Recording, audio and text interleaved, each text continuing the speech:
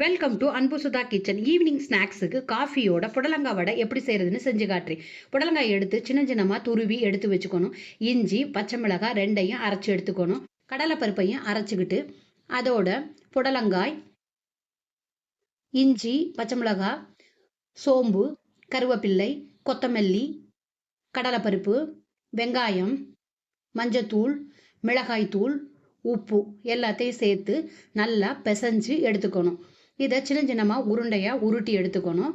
ஒரு கடாயில் எண்ணெயை விட்டு தட்டி போட்டு பொரிய விடணும்.